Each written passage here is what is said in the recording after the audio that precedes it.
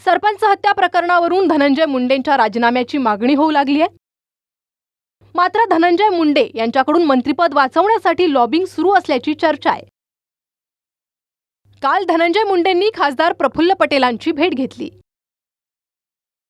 बैठकीनंतर धनंजय मुंडे यांनी सुनील तटकरेंसोबत फोनवरून चर्चा केली। 2 दिवसांपूर्वी धनंजय मुंडेंनी अजित पवारांचीही भेट घेतली होती।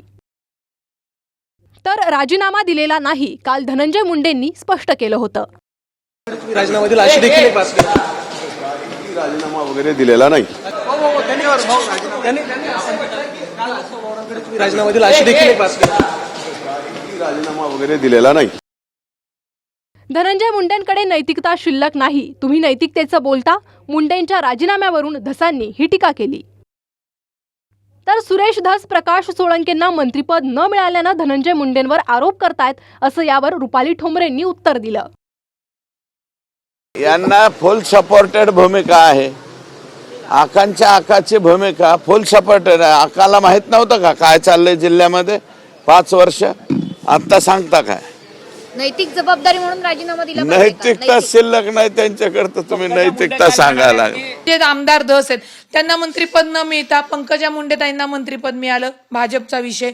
आमच्या याच्यामध्ये प्रकाश सोळंकेंना न मिळता धनंजय मुंडेंना मिळालं, त्याचा कुठेतरी रोष, त्याचं कुठेतरी सल ही या हत्याच्या माध्यमातून काढताना दिसतायत राजकारणी। दरम्यान धनंजय मुंडे आणि वाल्मिक कराडांना अडकवण्याचा प्रयत्न होतोय, असा दावा लक्ष्मण हाकेंनी केलाय। निवडणुका जिंकायला तुम्हाला वाल्मिकांना चालतात, वर्षानुवर्ष या गोष्टी चालतात, त्यांच्या स्किलचा उपयोग तुम्ही करून घेता आणि अचानक तुम्हाला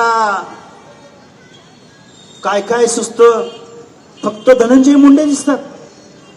मला वाटतंय या माणसांना अडकवलं जातंय। तो आष्टी पाटोद्याचा आमदार म्हणतो स्वर्गीय संतोष देशमुख यांच्या हत्येचं राजकारण सुरू केलं।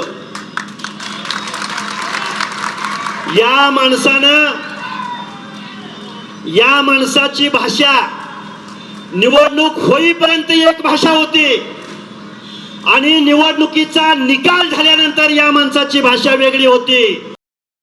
राजीनामा द्यायचा की नाही हा त्यांचा प्रश्न। माझ्यावर आरोप झाला तेव्हा मी राजीनामा दिला होता, असं राजीनाम्याच्या चर्चावर अनिल देशमुखांनी म्हटलंय।